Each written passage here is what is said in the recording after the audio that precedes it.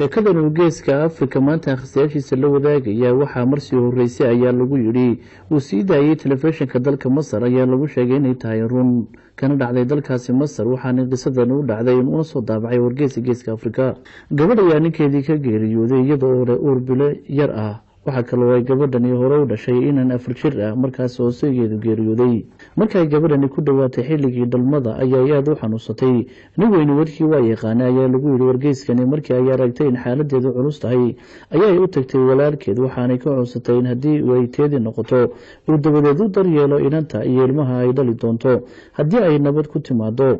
sidii ay filaysay ayaa u dhacday oo iyadoo dhakhtarkii ku guda jirtay isla markaasina lagu sameeyay qaliin lagu kala badbaadinayo ilmada iyo hooyaha ayaa ilmihii iyo barqaba uu dhashay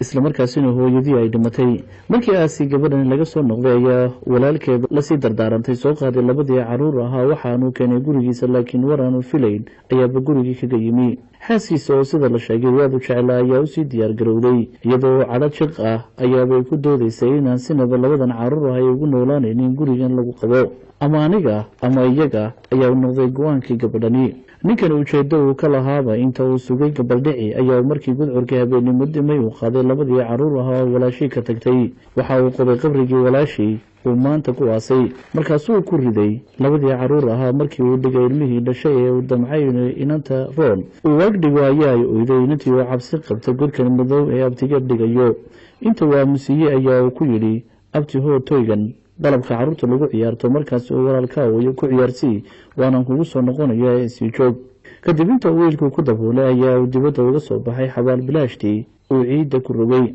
maalintii labaad ayaa ninkii oo damiirka yar ee ku hadhay uu yar gubayaa uu soo maray qabriga oo caruurta ku aasay dushiisa waxa uu maqlay shanqadha toygii yaraa ee uu inta u dhiibay isagoo argagaxsanaya oo ka tegay xabaashii maalintii xigtay ayaa ay naftu isku soo celisay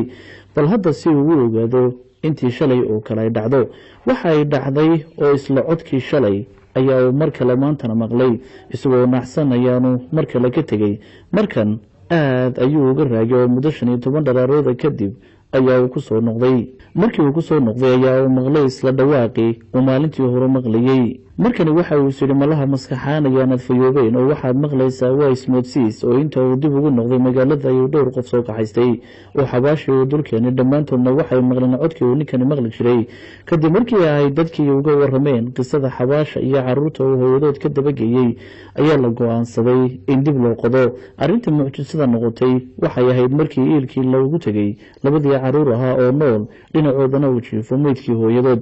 dadkii waxay arrintii u sheegeen booliiska deegaankaasi garsoorka waxaa kaloo la keenay caruurtan dhakhtar caafimaad markii inanta yar la weydiiyey sida ay ugu jireen qabriga waxa ay tidhi marka uu walaalkaygan dhashay ooyo ayaan soo ku ciyaarsiinayay toygan si sanqadhiisa aan ugu maaweeliyo laakiin mar kasta oo ooyo oo sanqadha toygan ka dhawaajiyay waxaa soo kacaysay hooyaday oo naaska jaqsiinaysay marka uu dhargana dib ayay u jiifsanaysay